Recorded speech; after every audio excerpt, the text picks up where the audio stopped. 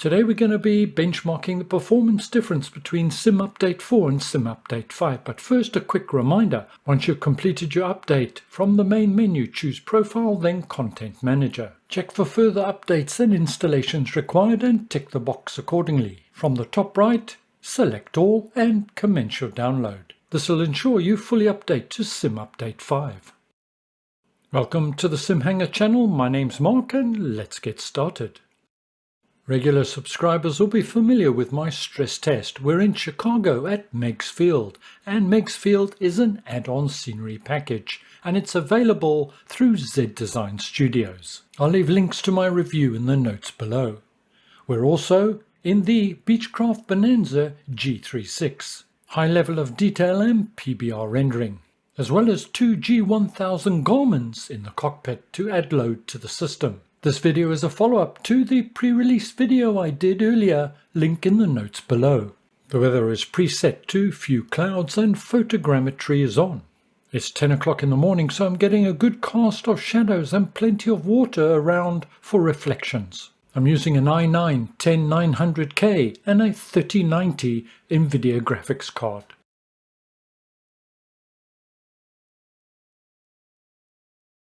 My resolution is at 4K, and these are the day-to-day settings that I've been using for flying in non-VR mode. They're predominantly a mixture of high and medium settings, and I found this balance gave me a good performance in both high and low density settings. Those on medium tend to be the heavy hitters. We'll follow this up with a test at Ultra. We'll be departing straight out, and then we'll be banking to the left and flying directly and low over Chicago, then dipping down to fly amongst the buildings before pulling up again. Right now, Sim Update 5 showing about a 20% improvement in FPS. Each flight was flown separately, and I followed as much the same route as I could, subject only to the limitation of my piloting skills.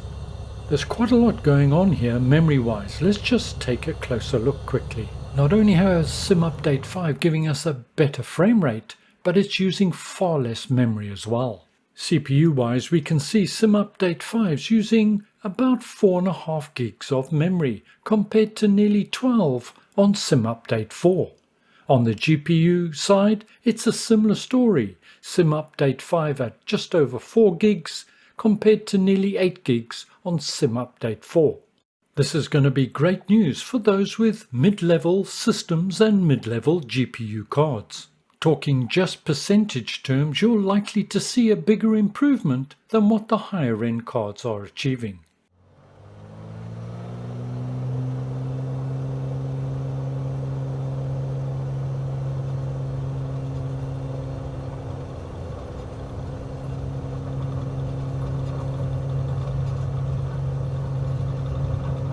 Rotate and gear up as we draw level with the main terminal.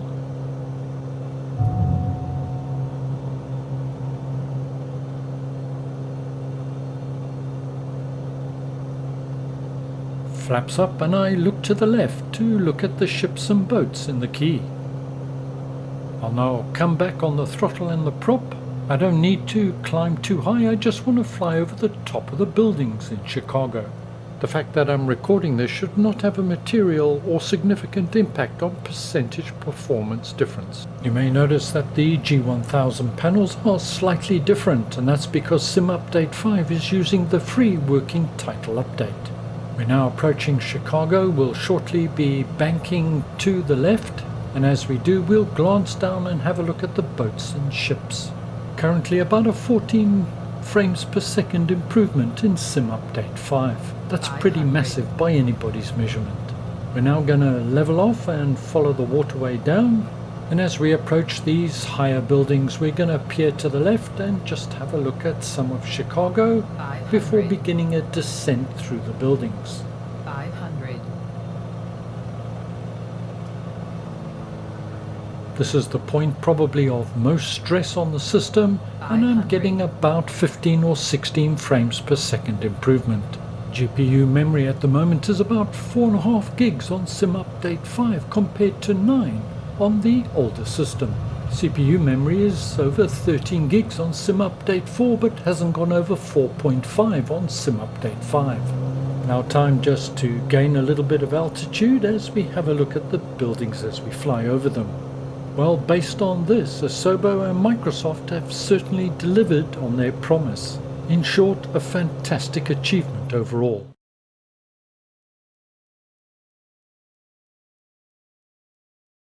Let's now move on to test number 2, which is exactly the same test under the same conditions. The only difference is that the PC graphics settings have been changed to the Microsoft Flight Simulator default Ultra settings. So let's head back to Meigs Field in our Beechcraft Bonanza G36 and let's get going. Sat on the runway, ready for departure. I'm not seeing too big an uplift in the FPS at this time, probably about 5 frames per second or so. I've chosen Meigs Field because although it's not a heavy-duty airfield, it does put a medium load on the system due to the amount of detail involved. You'll be relieved to know I'm not going to yak all the way through this one. I'll just mention things as and when they're noteworthy. Let's go.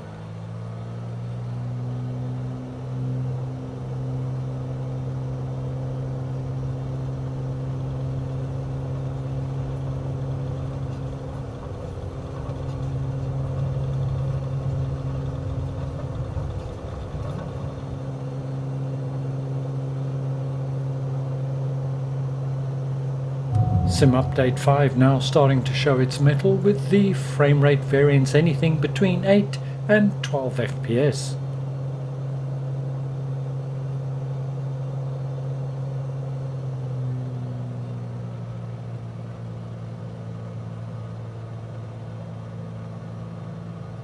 Both tests were done with the weather preset at few clouds.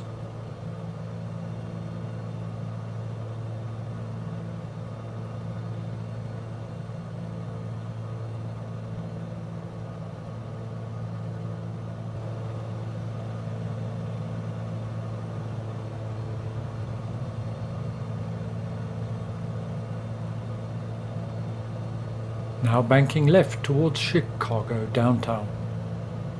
One observation from me at this time is I think that the SimUpdate 5 FPS is slightly more consistent than it used to be.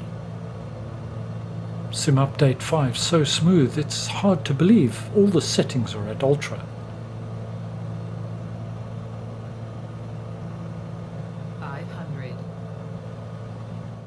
Once again, we can just freeze things and have a look at what's happening with the memory. You can see the figures for yourself, but basically the CPU memory is half that of SimUpdate 4 and the GPU memory is considerably less. Optimization? Yeah, I think we can tick that box.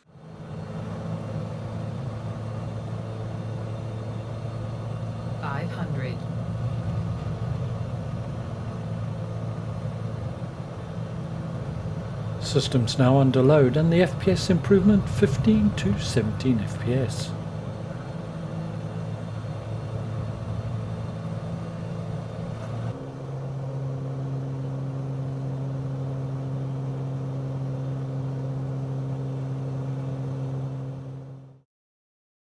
With those two tests done, let's now have a quick look at the results. Using my custom graphics settings, which were a mixture of high and medium. SimUpdate 4 recorded 42 frames per second and SimUpdate 5 60 frames per second, impressive indeed. Quite frankly, well above my expectation. Moving on to the Ultra graphics settings, we can see the results there. Once again, a noticeable improvement of 36% for SimUpdate 5 compared to SimUpdate 4 at Ultra, and 43% on my custom graphics settings. In my earlier video, I predicted 5 to 10 FPS improvement, best case. A quick note on how I've arrived at these figures. Each flight was flown twice. On the first flight, I did a manual estimation of what I thought the frame rate would be, and on the second flight, I used MSI's Afterburn to verify and validate the results. Also bear in mind, I was recording at the same time, and this will have an impact on the frame rate, so the frame rates in both cases should be up slightly, but the end result's much the same. Furthermore, to allow for a margin of error, in terms of Sim Update 5, I've reduced the frame count by 1. But I suppose the frame count is not that critical. The message here is clear: performance improvement has been delivered, and it's significant. I would also estimate that those with medium-level systems and graphics cards such as 2080 Supers and 2080 Ti's could well experience a more significant uplift in percentage terms. I've got a 2080 Ti, but I'm yet to test it out. It's also worth commenting that DX12 is likely to bring further improvement to the Sim's performance overall, particularly in terms of workload distribution between the CPU cores and the GPU. Certainly something to look forward to. Let me know in the comments below your experiences with Sim Update 5. Are you seeing a performance improvement? Thank you very much for joining me. I hope you found this useful and informative. Coming up next will be the same tests, but this time in VR. And we'll be testing it with a bit of night flying as well. So until then, look after yourselves, take care. I'll see you soon, and bye for now.